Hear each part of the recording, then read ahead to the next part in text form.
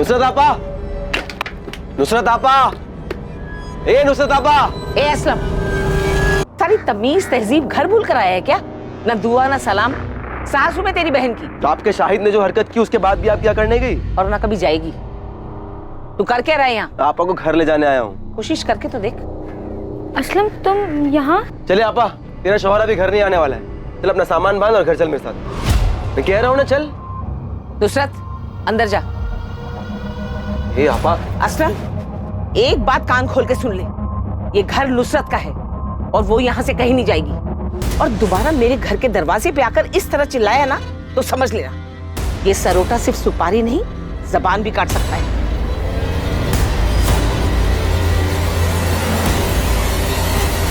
जंगल का एक भी कोना छूटा नहीं चाहिए। अंदर तक छान मारो। शायद अगर मर चुका है तो उसकी लाश यहीं कहीं जंगल में होनी चाहिए। मुझे रावत फैमिली कुछ ठीक नहीं लगती। अदिति के गायब होने के कुछ दिन बाद जब हमें अदिति और शाहिद के बारे में पता चला तो इन लोगों ने केस क्लोज करने के लिए बोल दिया। इनफैक्ट इस बात का जिक्र भी नहीं किया कि अदिति और शाहिद शादी करने के बाद उनके घर आए और अब जब अदिति की डेड बॉडी मिली है तब इन लोगों ने बताया कि वो दोनों घर आए थे। मतलब आपको लग रहा है कि? हाँ, शक है। उस दिन शायद मामला हद से ज्यादा बिगड़ गया हो, कहा सुनी भी हुई हो। वैसे भी अदिति की फैमिली काफी कट्टर ख्यालत की, खासकर उसके ताऊजी जगमोहन रावत।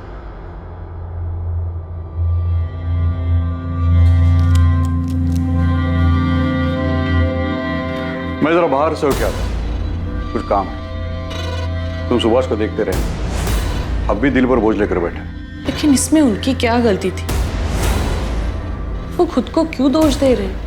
ज्योति, रिश्ते का गला घोटना इतना आसान नहीं है, फिर चाहे तुम्हारे पीठ में कोई चुराई क्यों न घोंपते। सर, माथुर सर ने शाहिद के रायबरेली वाले घर का एड्रेस भेजा है। उदित, तुम तुरंत रायबरेली के लिए निकलो। और अगर ये सारा काम शाहिद का क्या कराया है और वो रायबरेली में कहीं छुपा हुआ है तो पहले से ही चौकन्ना होगा। और अगर उसे तनिक भी भनक लग गई तुम्हारे रायबरेली जाने के बारे में तो वहां से निकल सकता है और हम ये चांस बिल्कुल नहीं ले सकते। सो बी केयरफुल। मैं लोकल पुलिस से बात करता हूं।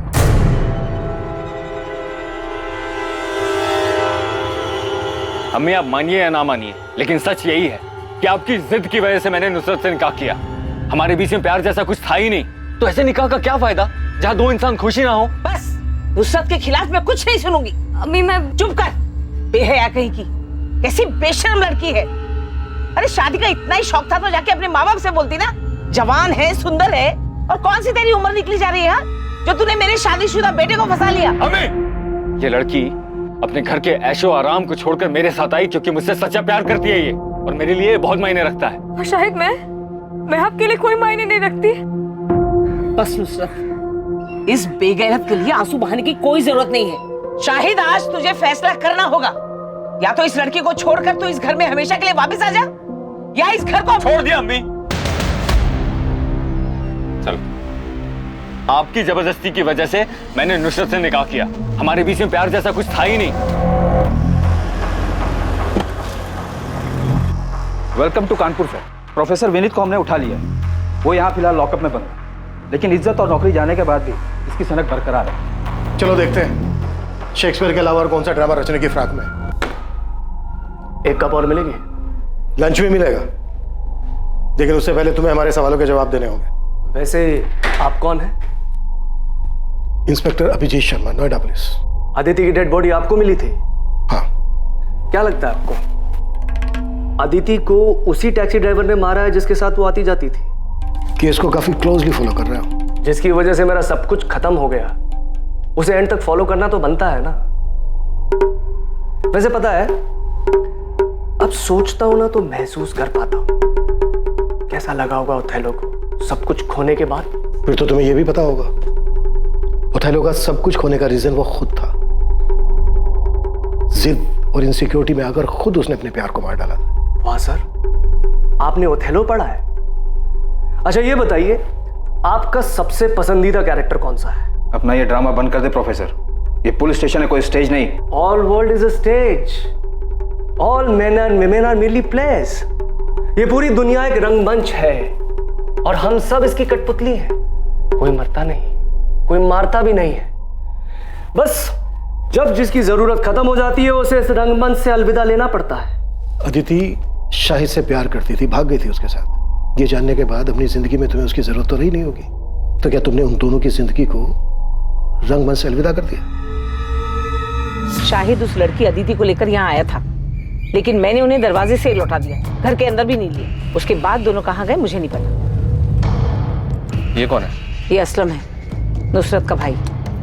ठीक है, फिर भी हमें आपके घर की तलाशी लेनी होगी। देखिए साहब, शाहिद घर पर नहीं और पूरा गांव जानता है कि रुखसार कभी झूठ नहीं बोलती। उसके बाद भी अगर आपको अंदर जाना है तो वारंट लाइए। देखिए रुखसार जी, मामला बहुत संगीन है।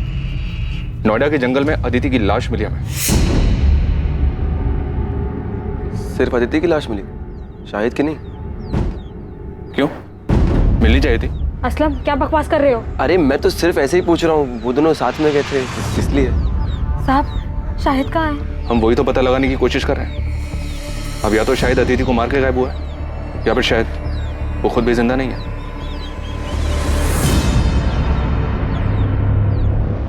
अदिति की शादी की बात सुनकर धमकी दी थी तुमने उसे कि वो सिर्फ तुम्हारी है, लेकिन फिर जब तुम्हें पता चला कि अदिति पहले से ही एक मामूली से टैक्सी ड्राइवर शाहिद से शादी कर चुकी है, तो बहुत गुस्सा आया होगा तुम्हें, बहुत चोट पहुंची हो, क्योंकि एक मामूली सा टैक्सी ड्राइवर तुम्हारी जगह जो ले चुका था।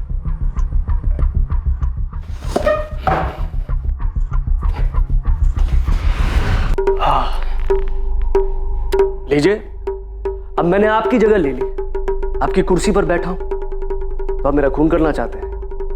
नहीं ना, क्योंकि आप जानते हैं कि मेरे यहां बैठने से आपकी वैल्यू और आपकी पोजीशन में कोई फर्क ही नहीं पड़ता। ठीक उसी तरह, चाहे मुझे अच्छा लगा या नहीं लगा, सच यही था कि अदिति उस टैक्सी ड्राइवर से प्यार करती थी। मेरे जोर जबरदस्ती करने के बाद भी उसके मन में उस टैक्सी ड्राइवर के लिए जो प्यार था, उसमें कोई फर्क ही नहीं पड़ता। इसलिए जगह ले ली नहीं ले ली, ये सब बकवास है। एक बार को तो तुमने सोचा होगा कि अदिति पढ़ी लिखी लड़की है, उसका और तेरा इंटेलेक्चुअल लेवल मैच करता है, और दूसरी तरफ वो टैक्सी ड्राइवर शाहिद, जिसका अदिति के साथ कोई मेल नहीं था। आपको लगता है कि मैं इंटेलेक्चुअल हूं और वो टैक्सी ड्राइवर गवार है? सर, ये सिर्फ एक मुखौटा है जो अंदर के असली चेहरे को छुपा देता है। बात को गोल गोल घुमाने से मुद्दा नहीं बदल जाता प्रोफेसर। जो बात है सच सच बता दे, वरना इसी लॉकअप के अंदर एक एक करके तेरे चेहरे से सारे मुखौटे उतार देंगे हम। मुखौटा पहले उनका उतारिए जो खानदानी और इज्जतदार होने का दावा करते हैं, और फिर उसी शान की आड़ में अपनों की ही बलि चढ़ा देते हैं। अदिति का मर्डर उसकी फैमिली का हाथ है? नहीं, मैंने ऐसा तो नहीं कहा, लेकिन लगता है आपके मन में उनके लिए शक है, तभी सबसे पहले उनका ख्याल आया। वैसे आपको उस टैक्सी ड्राइवर की फैमिली पर भी शक होगा। जरा सोचिए ना सर, अगर मोहब्बत की दुश्मनी फैमिलीज ना होती तो ये दुख भरी प्रेम कहानियां अमर कैसे हो पाती?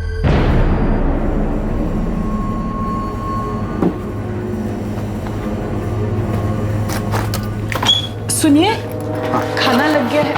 हाँ, इतने पैसे? वो ऑफिस में एक एम्प्लॉय की माँ हॉस्पिटल में एडमिट है, उसकी मदद के लिए।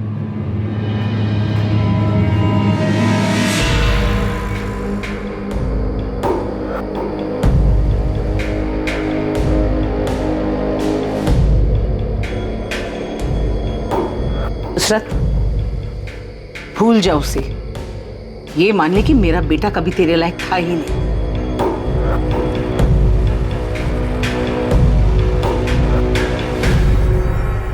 साहब, मेरा भाई असलम दिल का बहुत अच्छा है, उसने कभी किसी का बुरा नहीं चाहा, लेकिन शाहिद की दूसरी निकाह की बात सुनकर वो बहुत गुस्सा हुआ था। शायद इतने गुस्से में मैंने उसे पहले कभी नहीं देखा। आपा, मैं बता दे रहा हूँ, मैं उसे नहीं छोड़ूंगा। तूने मुझे फोन क्यों नहीं किया जब वो यहाँ आया था? और वो कहाँ गया है, कुछ बोल के गया है? नहीं। शायद वापस से कानपुर गया होगा, वहां का पता है मेरे पास। अभी जाके मालूम करता हूँ और उसका ऐसा बुरा हाल करूंगा, उसको और उस बेगैरत लड़की दोनों को तुझे धोखा देने की ऐसी सजा दूंगा ना आपा, तू देख। असलम, ये क्या कह रहे हो तुम? तुम ऐसा कुछ नहीं करोगे। ए छोड़ आपा। असलम, वादा करो मुझसे, तुम शाहिद को कुछ नहीं करोगे। असलम, मैंने अपने भाई को गुस्से में आपा खोते हुए पहले भी देखा है। शाहिद पे तो वो बहुत ज्यादा गुस्सा था, यहाँ तक कि उसे सबक सिखाने के लिए वो कानपुर भी गया था। सर, शाहिद के कॉल रिकॉर्ड्स और फोन लोकेशन स्कैन किए। 8 सितंबर के बाद से उसका फोन स्विच ऑफ आ रहा था, लेकिन अजीब बात यह है कि 12 सितंबर की सुबह उसका फोन फिर से स्विच ऑन किया गया, जिसकी फोन लोकेशन नोएडा की थी। और उसके बाद चंद मिनटों बाद ही उसका फोन फिर से स्विच ऑफ किया गया। उसके बाद से अभी भी ऑफ आ रहा है। अदिति का मर्डर हुआ था 11 सितंबर की रात को, तो मर्डर के बाद शाहिद का फोन क्यों ऑन हुआ होगा? तो कहीं प्रोफेसर विनीत का इशारा सही तो नहीं था? मतलब शाहिद और अदिति किसी मुसीबत में थे, शायद किसी की गिरफ्त में, जहां पर अदिति का मर्डर हुआ, और शाहिद किसी तरह से अपनी जान बचाकर भागा और उसने अपनी जान बचाने के लिए फोन ऑन किया होगा। लेकिन इसके पहले कि शाहिद कॉल करता वो पकड़ा गया और इसकी वजह से उसका फोन अभी तक बंद आ रहा है। ये काम अदिति के ताऊ जगमोहन या फिर शाहिद के साले असलम का हो सकता है। एक बात समझ में नहीं आ रही है, अदिति और शाहिद कहीं भी जा सकते थे, लेकिन ये नोएडा ही क्यों है? क्या नोएडा में इनका कोई है? तो अदिति का तो पॉसिबल नहीं है, पर शायद शाहिद का कोई दोस्त या रिश्तेदार यहाँ नोएडा में रहता हो जिसकी मदद से वो दोनों यहाँ पे आए। शाहिद के कॉल रिकॉर्ड से एक बार फिर से स्कैन करो, देखो फोन बंद होने से पहले उसने नोएडा के किसी नंबर पर बात की थी क्या? शाहिद का फोन ऑफ होने से पहले उसकी उस पूरे हफ्ते सिर्फ 5 नंबर पे बात हुई है, इन 5 नंबर पर। शायद इनमें से कोई नोएडा में रहता हो। असल शाहिद की लास्ट बात 443790 पर हुई है। मैंने इस नंबर के कॉल रिकॉर्ड्स मंगवाए। इस नंबर पर डायरेक्ट बात करो, शायद इसको पता हो कि शाहिद और अदिति के साथ क्या हुआ। हेलो, आप कौन? मैं असिस्टेंट सब इंस्पेक्टर सुधा अवस्थी बोल रही हूँ। जी मैडम, मैं मनोज गोयल बोल रहा हूँ। क्या आप नोएडा में रहते हैं? जी हाँ मैडम, मैं नोएडा में ही रहता हूँ। शाहिद बेग को जानते हो? जी हाँ मैडम, मैं जानता हूँ शाहिद बेग। शाहिद बेग गायब है। उसके फोन से जो 8 सितंबर को लास्ट कॉल किया गया था वो आपके नंबर पे किया गया था। मयूरी बाग पुलिस स्टेशन आ जाइए, आपसे बात करें। अरे साहब, आप लोग ये क्या कह रहे हैं? मैंने कुछ नहीं किया है। असलम, छूट नहीं हमसे, समझा? हमें पता है कि तुझे अपने जीजा पर बहुत गुस्सा था और तू अपने जीजा को और उसकी दूसरी पत्नी अदिति को सबक सिखाना चाहता था, और तुम दोनों के पीछे कानपुर भी गया था। हाँ साहब, मैं कानपुर गया था क्योंकि उस कमीने ने मेरी आपा को धोखा दिया था। लेकिन साहब, जब मैं उसके घर पहुंचा तो वहां ताला लगा हुआ था। साहब, मुझे वहां कोई नहीं मिला तो मैं रायबरेली वापस लौट आया। और साहब, अगर मुझे वो शाहिद मिल भी जाता तो मैं उसे 2 हाथ मारकर छोड़ देता, उसकी जान थोड़ी ना लेता। आखिर मेरी आपा का पति है वो, उसको मारकर मैं अपनी आपा को बेवा नहीं कर सकता था साहब। मैं तो सिर्फ उसे सबक सिखाने के लिए, डराने धमकाने के लिए गया था, ताकि वो उस लड़की को छोड़कर मेरी आपा के पास वापस आ जाए। मान लिया कि तू अपनी बहन के पति को नहीं मार सकता था, पर तू अपनी बहन के सौतन को मार के अपनी बहन के घर को दोबारा तो बसा सकता था ना? साहब, मैंने किसी को नहीं मारा है साहब। अच्छा, तो तू 10 से 12 सितंबर के बीच नोएडा में नहीं था? नहीं साहब, मैं यहीं रायबरेली था, बस कानपुर गया था और वहां से आने के बाद कहीं नहीं गया। तेरे कॉल रिकॉर्ड्स मंगवाए हमने, समझा? अगर पता चला ना कि तूने झूठ बोला हमसे, तो कानपुर तो क्या, तो इस थाने के बाहर 4 कदम चलने लायक नहीं बचेगा, समझा? पुलिस अलग अलग दिशाओं में हाथ पैर मार रही थी, लेकिन इस केस की तहकीकात ने अब तक कोई दिशा नहीं पकड़ी थी। किसी भी संदिग्ध के खिलाफ कोई पुख्ता सबूत नहीं मिल रहा था, और दूसरी तरफ शाहिद के बारे में भी कोई खबर नहीं मिल पाई थी। लेकिन अब जो खबर सामने आने वाली थी, उससे इस केस का रुख बदलने वाला था।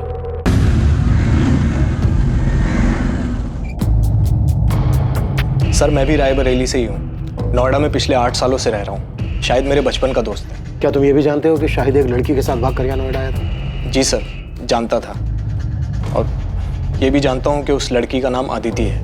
12 सितंबर को हमें अदिति की डेड बॉडी। क्या डेड बॉडी? शाहिद का डर सही नहीं। शाहिद अदिति के साथ ऐसा नहीं कर सकता। वो दोनों एक दूसरे से बहुत प्यार करते थे। उन दोनों ने शादी भी की थी, पर उनके घर वालों ने मानने से इनकार कर दिया, तो उसने मुझे फ़ोन किया। उसे कुछ पैसे और रहने के लिए जगह चाहिए थी। देख, अभी मेरे पास ना सिर्फ 5000 रुपये हैं। मैं तेरे अकाउंट में ट्रांसफ़र कर रहा हूँ। तुम दोनों टिकट कराओ और इधर नोएडा आ जाओ। बाकी इधर मिलकर सोचते हैं, ठीक है? देख, अगर तू कह रहा है ना कि अदिति के घर वाले कुछ भी कर सकते हैं, तो तेरा कानपुर छोड़ने का फैसला बिल्कुल सही है। मैं अदिति को कुछ नहीं होने दे सकता। मैं बस जल्दी से नोएडा की ट्रेन पकड़ के आ रहा हूँ। अब हमें कानपुर या रायबरेली में रहने में डर लग रहा है। सर, शाहिद मेरे पास यहाँ नोएडा आ गया था। तो 2 दिन शाहिद यहाँ नोएडा में तुम्हारे पास तुम्हारे घर पे रुका था? हाँ सर, मैंने इंतज़ाम किया था। वैसे मैं एक छोटा मोटा स्टेट एजेंट हूँ सर। सेक्टर 49 में एक फ्लैट मेरे पास खाली पड़ा था, उसकी चाबी मेरे पास ही थी। वो फ्लैट मुझे किराए पे चढ़ा, तो मैंने शाहिद और अदिति को वहाँ रहने दिया।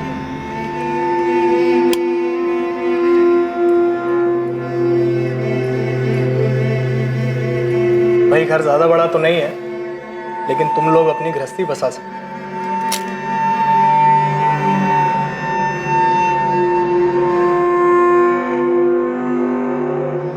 घर बड़ा नहीं, इंसान का दिल बड़ा होना चाहिए, जैसे कि आपका है।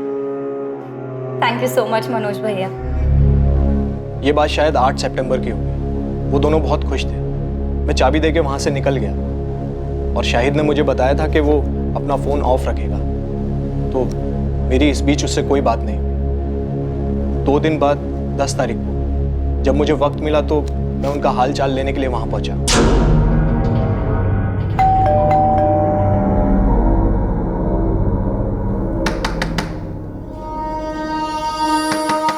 जब काफ़ी देर तक दरवाज़ा पीटने के बाद भी उन्होंने कोई जवाब नहीं दिया तो मुझे थोड़ा अजीब लगा। मेरे पास फ्लैट की डुप्लीकेट चाबी थी जिससे मैंने फाइनली दरवाज़ा खोला।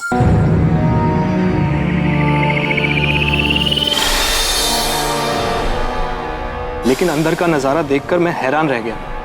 पूरा घर बिखरा पड़ा था। शाहिद, अदिति। मैंने अंदर जाकर भी देखा लेकिन दोनों अदिति और शाहिद वहां नहीं थे। सर, मैंने शाहिद का फ़ोन भी ट्राई किया था लेकिन वो बंद था।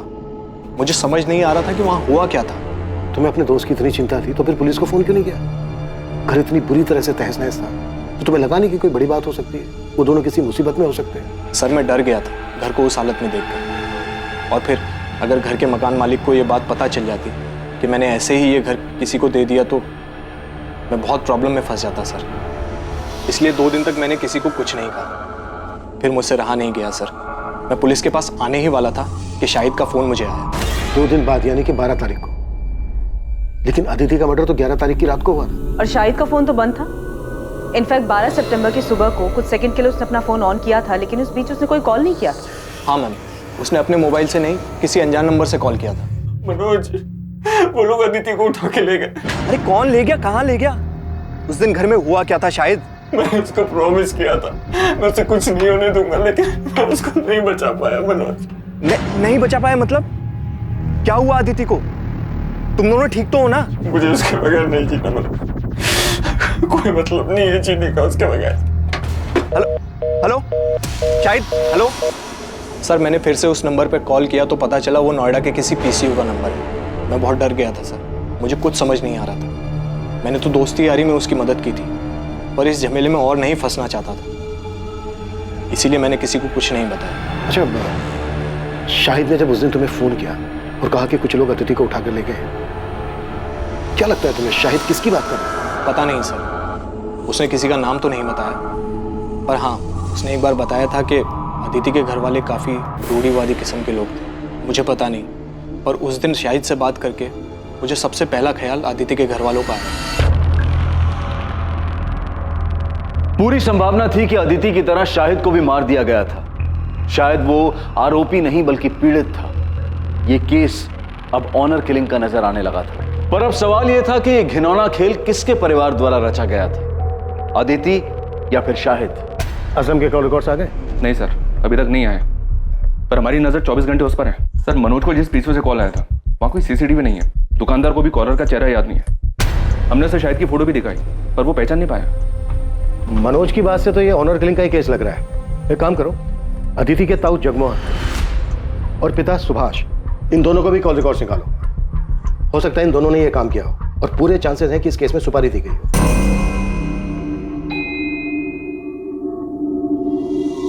कहीं जा रही हो? हाँ, वो थोड़ा बाजार जा रही थी, सामान लाना था। अरे तो ड्राइवर को बोल देती, वो लेके आता। अरे नहीं, यही पास के बाजार ही जा रही हूँ, पैदल चली जाऊंगी, इसी बहाने थोड़ा चलना हो जाएगा। चलती हूँ।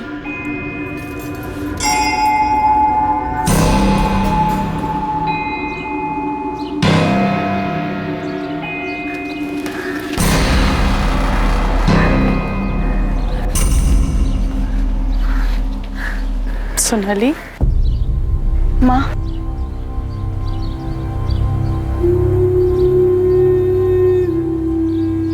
सोनाली, तुझे ये जगह याद है?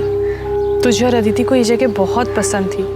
तू तो दूसरे बच्चों के साथ खेलती थी, लेकिन अदिति चुपचाप एक जगह बैठकर किताब पढ़ा करती थी। मैंने जो किया उसके लिए अब तक नाराज हो आप मुझसे, या आप पापा से डरती हैं कि उन्हें पता चल गया तो बवाल मचा देंगे? सोनाली, ये सब इतना आसान नहीं है।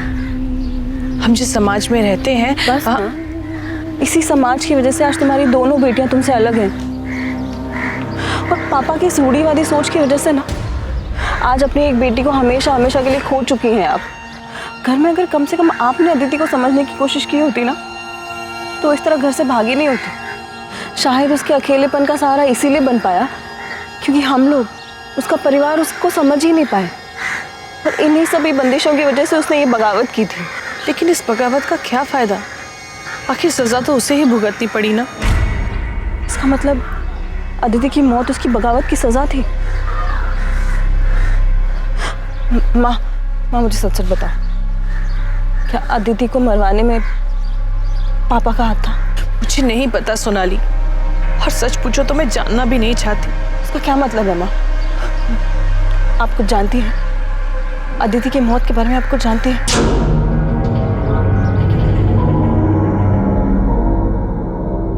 सुभाष, संभालो अपने आप को। अरे जिसने एक पल में बिना सोचे हम सबको पराया बना दिया, अपने नाम और परिवार की इज्जत के बारे में तक नहीं सोचा, उसके बारे में भूल जाना ही अच्छा है। भैया आप जिसकी बात कर रहे हो मेरी बेटी है। सुभाष, अदिति मेरी भी बेटी थी। मेरे लिए भी ये सब करना आसान नहीं है, लेकिन अपने परिवार और प्रतिष्ठा बनाए रखने के लिए हमने जो फैसला लिया है वो बिल्कुल सही है। जब से अदिति की लाश देखी है तब से घूम फिर कर ये बात मेरे मन में आके अटक जाती है। फिर लगता है कि नहीं, वो ऐसा कुछ नहीं कर सकती, लेकिन उनकी बातें याद आ जाती हैं और फिर लगता है कि इन सब के पीछे इन्हीं का हाथ है। हाँ, ये सच है कि 3 साल पहले जब सोनाली घर से भाग गई तो मैंने कुछ लोगों को पैसे दिए, उन्हें सोनाली के पीछे भेजा था, लेकिन उसे मारने के लिए नहीं, बल्कि उसे वापस घर लाने के लिए। बाप हूं मैं उसका, कसाई नहीं हूं। इससे पहले कि वो भानु से शादी कर ले, मैं एक आखिरी कोशिश करना चाहता हूं। पहली बार सोनाली आपके हाथ से बच के निकल गई, आप कुछ नहीं कर पाए, लेकिन इस बार अदिति के वक्त आप कोई चांस नहीं लेना चाहते होंगे। वैसे भी अदिति आपकी सगी बेटी तो थी नहीं। जब अदिति और शाहिद आपके पास आशीर्वाद लेने आए होंगे तो आपका खून तो खोला ही होगा। मैं अदिति पर गुस्सा नहीं था, उसकी नादानी पर हैरान था। बुरा तो इस बात का लग रहा था कि मैं अपनी बेटी को समझ ही नहीं पाया। शायद इसीलिए उसने मुझसे बिना पूछे इतना बड़ा कदम उठाया, इतनी बड़ी गलती कर दी। तो मतलब आप ये मानते हैं कि अदिति ने जो किया वो गलत था? हाँ, बिल्कुल गलत था, और आज जो उसकी हालत हुई है वो उसी गलती का नतीजा है। तो आप ये मानते हैं जगमोहन जी कि अदिति की मौत उसकी गलती की वजह से हुई? तो जाहिर सी बात है इस बात पर आपको खुशी हुई हो। ये कैसा बेहुदा सवाल है इंस्पेक्टर? अदिति मेरी भी बच्ची थी, मुझे जिंदगी भर उसे खोने का दुख रहेगा। और पछतावा? हाँ, वो भी है कि मैं अपनी बेटी को समझ नहीं पाया। बाप होने के बावजूद अपनी बेटी को बचा नहीं सका। भैया का तो नहीं जानता, पर मैं अपनी बेटी को कभी कोई नुकसान नहीं पहुंचाऊंगा। हर मुजरिम शुरुआत में अक्सर यही राग अलापता है जगमोहन जी। ठीक है, इसके आगे मैं कुछ नहीं बोलूंगा। आप जो सोच रहे हैं उसे साबित करके देखिए।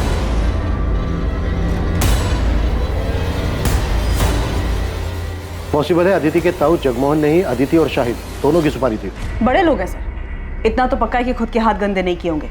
जैसे सोनाली के वक्त गुंडे भेजे थे, शायद इस बार भी किसी को सुपारी दी हो। खबरी नेटवर्क को एक्टिव करते हैं, नोएडा और कानपुर, इन दोनों जगह के हिस्ट्री शीटर्स को स्कैन करने के लिए बोलते हैं। अगर इन दोनों में से किसी भी जगह से सुपारी निकली होगी तो पता चल जाएगा।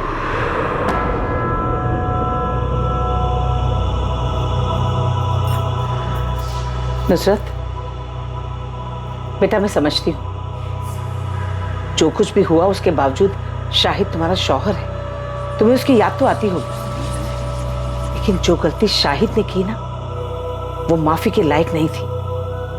मैंने वही किया जो मुझे सही लगा। यही तो मुश्किल है ना अम्मी, आप सब ने वही किया जो आप सबको सही लगा।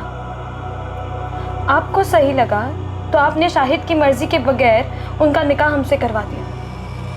शाहिद को सही लगा तो उन्होंने मुझे बिना बताए अपना जीवन साथी चुना। आपको सही लगा तो आपने उनको घर से निकाल दिया। असलम को सही लगा तो उन्होंने, इन सब में मैंने तो अपना सब कुछ खो दिया ना आज मेरे पास शौहर है, ना आज मेरे पास औलाद है। अरे मुझे तो ये तक भी नहीं पता कि शायद जिंदा है या नहीं। अम्मी, अगर आज तक आप सब कुछ सही करती आई तो मेरे साथ गलत कैसे हो गया?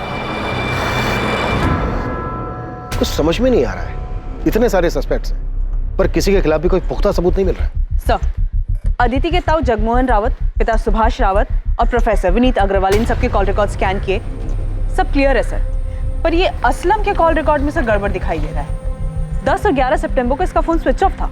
उसे अदिति और शाहिद के नोएडा जाने के बारे में खबर मिल गई होगी। उसने इन दोनों का पीछा किया होगा और मौका देखते ही मर्डर कर दिया होगा, और इस दौरान जानबूझकर अपना मोबाइल फोन बंद रखा होगा ताकि उसकी लोकेशन किसी को पता ना चल पाए। तो शाहिद का दोस्त मनोज गोयल, जिसने शाहिद और अदिति को लास्ट टाइम देखा था, वो भी रायबरेली से है। सर शायद मनोज भी असलम को जानता हो, उसे आइडिया हो कि असलम नोएडा आया था या नहीं। बात करो मनोज। और मैं असलम को उठाता हूँ सर। पता नहीं क्यों मुझे ऐसा लग रहा है कि हम कोई लिंक मिस कर रहे हैं। कुछ तो है जो सही नहीं बैठ रहा है। कि अदिति का कातिल खेल खेल रहा है हमारे साथ। है हिम्मत मुझ में पर उम्मीद थोड़ी कम, कर दे दो तुम साथ तो साथ उड़ जाएं हम। Very nice, it's actually very nice. एक काम करना, अपने इस असाइनमेंट का एंड तुम इसी पोएम से करना। इनफैक्ट तुम ये पोएम पूरी क्लास के सामने सुनाओगे। नहीं सर, अब आपके सामने बोल लिया पर सबके सामने नहीं बोल पाऊंगी। अरे क्या हुआ, जैसे मेरे सामने बोला वैसे सबके सामने बोलना। डोंट गेट स्कैर्ड, मैं हूं ना। आपकी बात अलग है सर, आप शायद ऐसे इकलौते इंसान हैं जिसके सामने मैं ऐसे पोएम सुना पाई, क्योंकि मैं आपके साथ बहुत कंफर्टेबल फील करती हूँ। झूठ झूठ बोला था तुमने। मैं इकलौता नहीं था, कोई और भी था।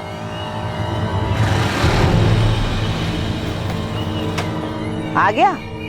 जमानत मिली या जेल की दीवार फांद के आया है? ताना मारने की जरूरत नहीं है, पता है मुझे, पुलिस को आप ही ने चुगली की होगी। आपको लगता है अदिति और शाहिद को मैंने मारा? मुझे किसी को चुगली करने की जरूरत नहीं बच्चे, लेकिन हाँ, अगर मुझे पता चला कि तूने मेरे शाहिद के साथ कुछ किया है तो मैं पुलिस के पास जरूर जाऊंगी, लेकिन तुझे मारने के बाद। हाँ मैडम, शाहिद के साले का नाम असलम है, पर मुझे ये नहीं पता कि असलम शाहिद से गुस्सा था या नहीं। मैं उससे कभी नहीं मिला। और कुछ पता असलम के बारे में कि 10 और 11 तारीख को वो नोएडा में था या नहीं था? पता नहीं मैडम, पर असलम ने कुछ किया क्या? शाहिद के बारे में कुछ पता चला कि वो कहाँ है? मैम वो मिल तो जाएगा ना? मैम कभी कभी लगता है कि अदिति की तरह कहीं वो भी। मनोज, अभी इस बारे में कुछ पता नहीं चल पाया, लेकिन अगर तुम्हें कुछ पता चलता है या कुछ याद आता है तो हमें फौरन बता। जी मैडम। ये क्या तमाशा लगा रखा है आप लोगों ने?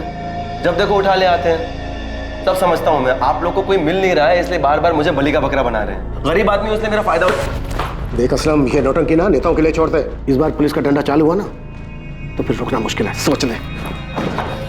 कॉल रिकॉर्ड्स के हिसाब से 10 और 11 सितंबर को तेरा फोन बंद था। फोन क्यों बंद था तेरा? कहाँ था 2 दिन? यहाँ नोएडा शाहिद के पीछे आया था ना तू? नहीं सर, दोनों दिन मैं अपने घर पर ही था। मेरा फोन खराब हो गया था इसलिए बंद था, और मैं बीमार था इसलिए फोन ठीक करवाने बाहर नहीं जा पाया। इन 2 दिन में तेरे साथ था कोई जो तेरी इस बात को कंफर्म कर सके? ये इत्तेफाक नहीं हो सकता असलम कि जिस रात अदिति का मर्डर हुआ उस रात तेरा फोन भी खराब था। बल्कि सच ये है कि फोन तूने जानबूझ के बंद रखा था ताकि ये पता ना चल सके कि तू इधर नोएडा में था। बच गया तू असलम। बेहतर तेरे लिए यही है जो भी सच है वो गलत है, नहीं तो ऐसा बीमार करेंगे कि जिंदगी में कभी ठीक नहीं हो पाएगा, सोच ले। असलम को बुरी तरह से तोड़ा, लेकिन अभी वो वही रट लगाया हुआ है कि 10 और 11 सितंबर को रायबरेली में ही था। इस बात के कोई सबूत नहीं है और ना ही उसकी बहन को इसके बारे में कुछ पता है ठीक से। सर, अदिति के मर्डर में असलम के हाथ होने के पूरे चांसेस हैं, लेकिन असलम के खिलाफ अभी सारे सबूत सर्कमस्टेंशियल है। उसे बुक करने के लिए हमारे पास कुछ सॉलिड होना चाहिए। साहब, मैं देता हूँ ना सॉलिड खबर। कल शाम को मैं नोएडा हाईवे के ढाबे पे बैठा हुआ था। उस वक्त वो अपना हिस्ट्री सीटर है ना मोंटी, वो भी वहाँ पर आया हुआ था। अब क्या बताऊँ दोस्त, आजकल लोगों को जुर्म की कदर ही नहीं है। साला पूरे नोएडा में रेड गिर गया, इसलिए ना मैंने अब बाहर का काम उठाना शुरू कर दिया। अभी कानपुर का काम उठाया था। बड़ा काम था क्या मोंटी भाई? अबे जबरदस्त काम था, एकदम जासूस टाइप का। पेमेंट सुनेगा ना तो साला दब के ही मर जाएगा। एक हिंदू मुस्लिम जोड़े को ढूंढने का काम था, सालों ने भाग के शादी की थी। तो काम हो गया था? अबे मोंटी शैम्पू कोई काम ले और वो होना, ऐसा होएगा कभी? उठा लो मोंटी को। अब ये मोंटी बताएगा कि इसने कैसे किया और किसके कहने पर किया। चल बोल, वो हिंदू मुस्लिम जोड़ा कौन है और उनका पता लगाने के लिए तुझे किसने भेजा था? बोल। अबे वो बाल नहीं साहब, सब बाल छोड़ दो साहब, प्लीज बाल छोड़ दो। आजकल फैशन में है ना, बिना बाल वाले हीरो की फिल्में ज्यादा हिट हो रही। चल बेटा, तुझे डायरेक्ट हीरो बनाते हैं। यादव जरा कैंची तो लेकर। सब बाल नहीं साहब, सब बताता हूँ मैं, बताता हूँ। सब लड़की का नाम अदिति रावत और लड़के का नाम शाहिद बेग था। उनको ढूंढने का काम मिला था साहब। मैंने यूपी, दिल्ली, नोएडा हर जगह अपने लड़के घुमाए, लेकिन साहब उनका कुछ नहीं पता चल पाया साहब। अबे ओए, नौटंकी बंद कर, समझा? अभी सच सच बोल, शाहिद की लाश कहाँ है? और उनके लिए सुपारी किसने दी? जगमोहन रावत ने या असलम ने?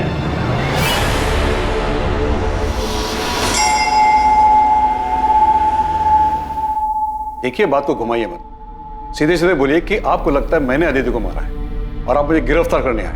हम आपको नहीं, आपके भाई को गिरफ्तार करने आए।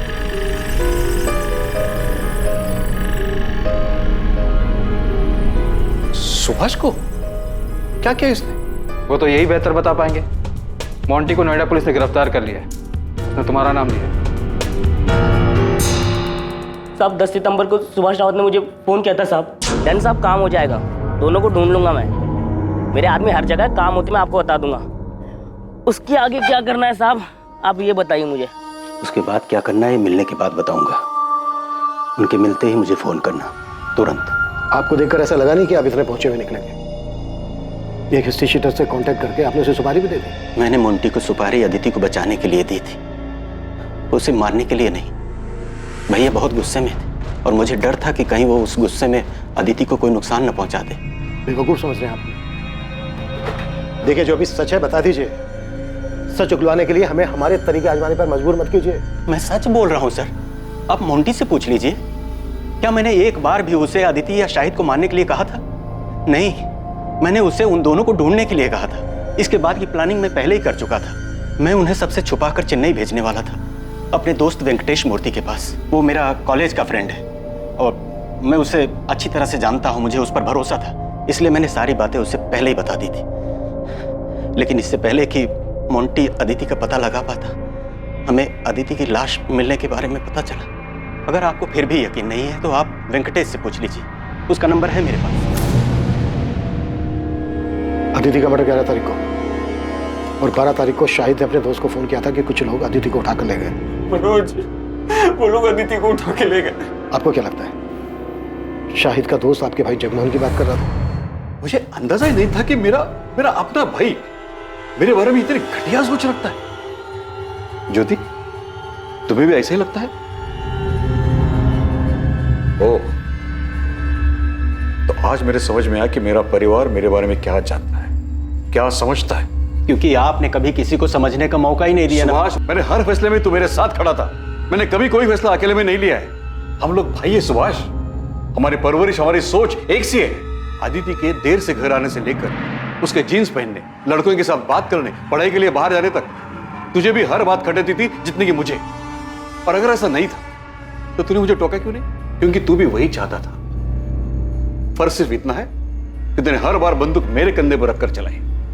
अदिति और शाहिद की शादी से तुझे भी उतना ही बुरा लगा था जितना कि मुझे। क्या पता तूने मोंटी को उन्हें बचाने के लिए भेजा था या मारने के लिए। आप कह रहे हो कि मैं खुद अपनी बेटी को मरवाऊंगा? अच्छा, अपनी बेटी? आज जब तेरी अपनी बेटी की बात आई तो तूने बिना सोचे समझे मुझ पर उंगली उठा दी। सुभाष, एक ही सिक्के के दो पहलू है हम। फर्क सिर्फ इतना है कि हमारे चेहरे अलग अलग हैं। तूने मुखड़ा पहन रखा है और मेरा सच सबके सामने है। जब शक दिलों में घर कर जाता है तो रिश्तों में भी दरारें पड़ने लगती हैं। और यहां भी ऐसा ही हो रहा था। सभी एक दूसरे पर शक कर रहे थे, आरोप लगा रहे थे, लेकिन दावे के साथ किसी के पास भी कहने के लिए कुछ नहीं। आखिरकार पुलिस को एक ठोस सुराग मिलने वाला था। कातिल के चेहरे पर से मुखौटा उतरने वाला था।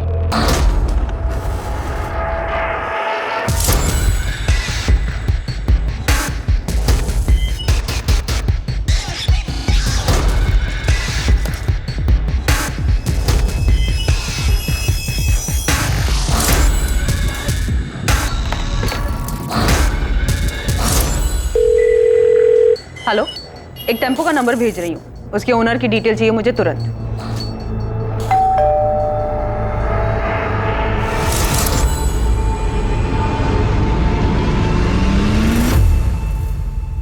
मैं जानता हूं तुम्हारी मां तुमसे छुप कर मिलती है। तुम्हारे लिए अच्छा ही होगा तुम हमारे परिवार से दूर रहो। पर यह बात दोबारा मुझे दोहरानी न पड़े। छूट क्या रहा है उसे? असलम भी कुछ नहीं बोल रहा है, उसके खिलाफ भी कुछ नहीं मिल रहा है, बाकी सबके कॉल रिकॉर्ड्स भी क्लीन है। चोरी किए गए गहनों के बारे में भी अभी तक कोई इन्फॉर्मेशन नहीं मिली था। तकरीबन 15 लाख के थे, पक्का कातिल के पास ही होंगे, क्योंकि अगर उसने गहने बेचने की कोशिश की होती तो नोएडा, कानपुर या रायबरेली के किसी ज्वेलरी शॉप से ऐसी कोई खबर सामने आ ही जाती। 12 सितंबर की सुबह 2:54 पे ये टेम्पो चिवारी गांव की तरफ मुड़ा था। उस रात भर में ये अकेला व्हीकल है जो 1 बजे के बाद उस रास्ते से गुजरा था। तब मुझे पूरा यकीन है अदिति को इसी टेम्पो में ले जाया गया होगा। और सर सबसे बड़ी बात, इस टेम्पो के ड्राइवर ने बताया कि उसके मालिक ने अचानक से उस रात फोन करके ये टेम्पो मंगवाया था। इसका मालिक का नाम?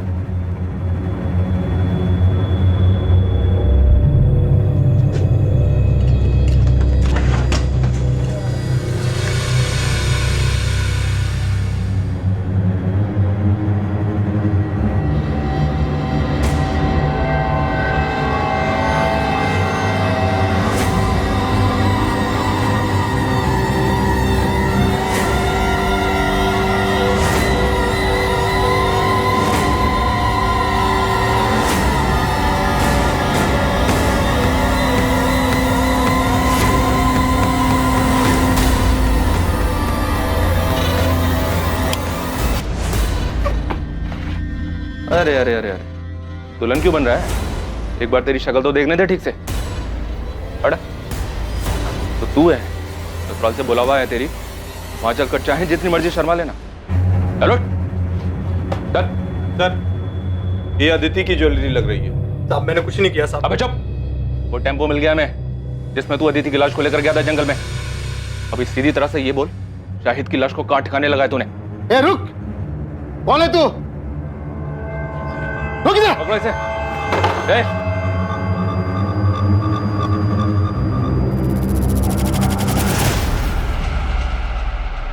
शाहिद बेग, ये जब से आया तब से इसने मुझे एक बार भी गहने छूने तक नहीं दिए। आज जब ये खाना लेने बाहर गया, मैंने सोचा 2-4 गहने निकाल ले। मेरे साथ गद्दारी कर रहा था। इतना गिरा हुआ इंसान है। बंद करिए नौटंकी। और ये कैसी प्रेम कहानी है जिसमें लैला मर गई और मजनू अभी तक जिंदा है और उसके गहने दबाकर बैठा है? ऐसा मत कहिए सर, सच्चा प्यार कर देते हम दोनों।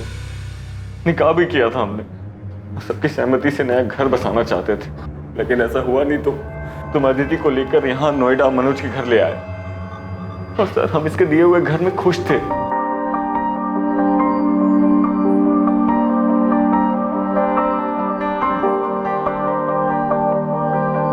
खुश तो हो ना तुम? मैं बहुत खुश हूँ।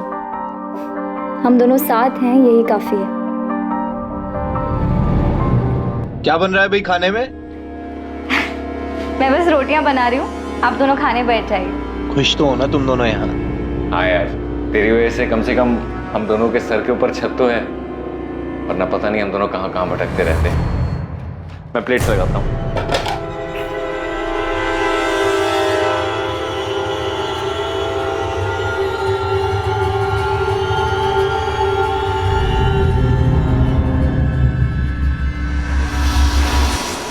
शाहिद ने मुझे कई महीने पहले अदिति की फ़ोटो भेजी थी। मुझे वो तभी से अच्छी लगने लगी थी, और जब मैंने अदिति को सामने से देखा तो मेरा दिमाग घूम गया।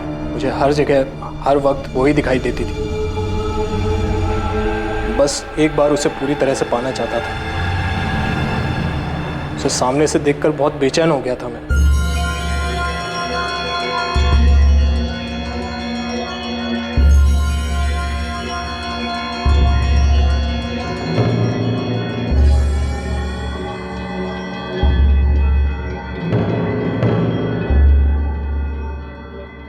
मनोज भैया, शाहिद बस 5 मिनट में नहाकर आएगा, तब तक आप चाय पीजिए।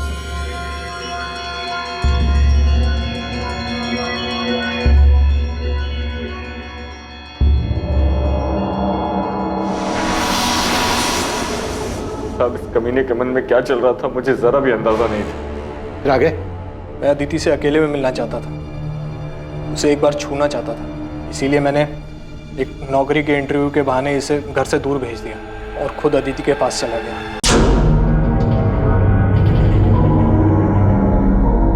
हो गया अदिति?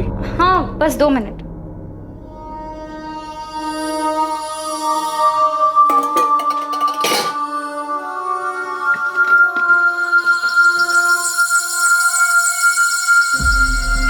भैया आप वहाँ जाकर बैठिए ना, मैं चाय लाती हूँ।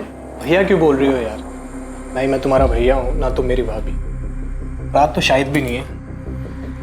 ये क्या कर रहे हैं आप? वही जो शाहिद करता है। दूर रहिए, पागल तो नहीं हो गए? देखिए आप मुझसे दूर रहिए वरना ठीक नहीं होगा। शादीशुदा शाहिद में ऐसा क्या है जो मुझ में नहीं है? मुझे क्यों मना कर रही है? जब पागल तो नहीं हो गए? अब जाइए यहाँ से।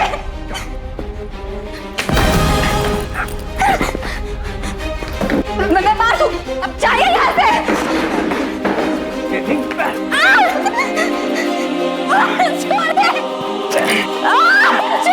छोड़िए मत मुझे।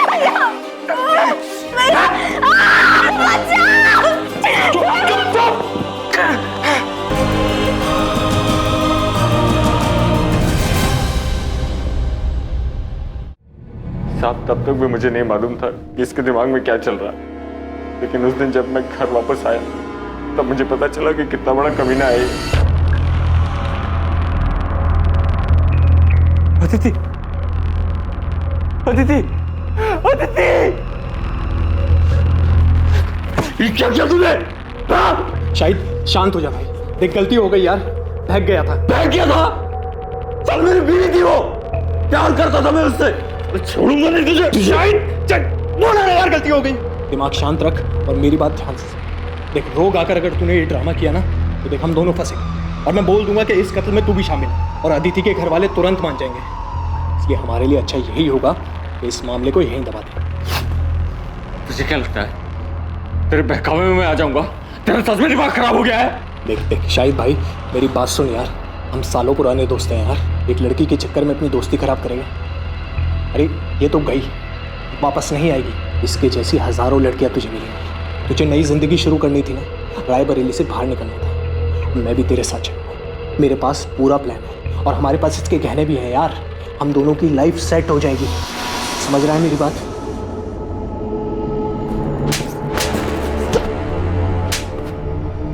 जिस लड़की ने तेरे लिए अपना घर छोड़ा, परिवार छोड़ा, ऐशो आराम छोड़ा, कुछ नहीं देखा तेरे सामने, उस लड़की की मौत से तू 5 मिनट में उबर गया।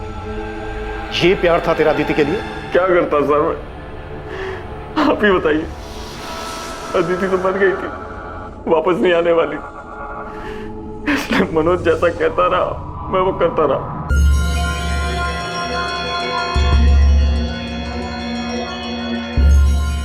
शायद देख, इस काम को हमें बहुत संभाल कर और आराम से करना होगा, समझा? इसकी लाश को ना इसमें डालकर ले जाएंगे, लेकिन अभी नहीं, देर रात को। मैं टेम्पो का जुगाड़ करता हूँ। मेरी दुकान में एक आदमी काम करता है जिसके पास पुराना टेम्पो है। अदिति की लाश को ठिकाने लगाने के बाद तू अपना फ़ोन ऑफ कर देना और फिर 2 दिन बाद अपना फ़ोन ऑन करना, सिर्फ कुछ सेकंड के लिए। जब पुलिस को अदिति की लाश मिलेगी ना तो वो मुझसे पूछताछ करने आएगी, तो मैं उन्हें बताऊंगा कि तुम दोनों के पीछे कुछ लोग पड़े थे जिन्हें अदिति के परिवार वालों ने भेजा था। अदिति को उन्होंने मार दिया और तू अपनी जान बचाकर भागा। फिर तूने अपना फ़ोन ऑफ कर दिया, तुमने फ़ोन ऑन किया, फिर तुम भी पकड़े गए और तुम्हारा फ़ोन फिर तुरंत बंद हो गया। इसमें पुलिस को यही लगेगा कि या तो तूने खुदकुशी की है या तेरे परिवार वालों ने तुझे मारा है। और जब तक ये मामला शांत नहीं हो जाता, मेरे पास एक और ठिकाना है, तू वहाँ छुप जा और सबसे पहले तेरा हुलिया बदलना पड़ेगा ताकि कोई तुझे पहचाने ना। कुछ गड़बड़ हो गई तो? मुझ पे भरोसा रख, ये मामला शांत हो जाने के बाद तेरे पास जो अदिति के गहने हैं ना, हम उसे बेच देंगे, बहुत पैसे मिलेंगे यार, अपनी लाइफ सेट हो जाएगी। चल लाश को बोरी में डालते हैं और रात को 1 बजे निकलेंगे, समझा?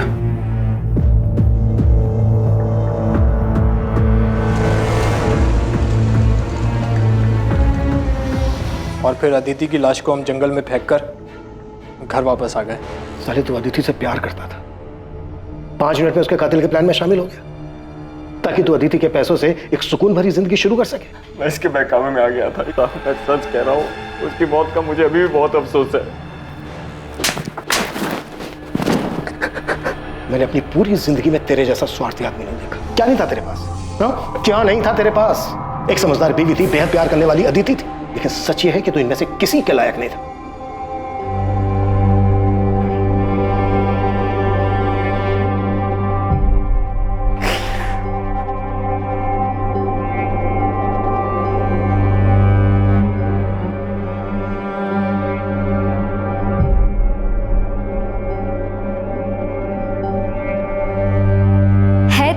उड़ जाऊं नीले गगन में, पर कैसे उड़ूं, बंदिशें हैं इन परों में। है कांटों की दीवार रोके मुझे, ये प्रतिष्ठा की परछाई टोके मुझे। है अरमा छू लूं सितारों को, तोड़ दूं इन बंदिशों इन दीवारों को। है हिम्मत मुझ में पर उम्मीद थोड़ी कम है, कर दे दो तुम साथ तो साथ उड़ जाएं। झूठ का पर्दाफाश अक्सर इंसानी मंसूबों का भद्दा चेहरा सामने ले आता है। मुखौटा उतरते ही सच्चाई अपने आप सामने आ जाती है और इंसान की स्वार्थी, घिनौनी और लालची मंशाओं पर रोशनी पड़ जाती है। लेकिन इससे ज्यादा खौफनाक हकीकत इंसान के अंदर छुपा हुआ अंधकार है, जिससे वो खुद भी वाकिफ नहीं होता और जिसका आभास उसे जिंदगी की मुसीबतों के साथ जूझते हुए ही होता है। शायद भी अपने भीतर छुपे अपने इस खतरनाक रूप को शायद नहीं पहचानता था। उसने स्वार्थी होकर सिर्फ अपने बारे में सोचा, लेकिन मुसीबत के वक्त उसकी स्वार्थी फितरत की वजह से उसका मुखौटा उतर गया और उसके पीछे छुपा असल, घिनौना और भयानक चेहरा सामने आ गया। अब मैं अनूप सोनी आपसे विदा लेता हूं।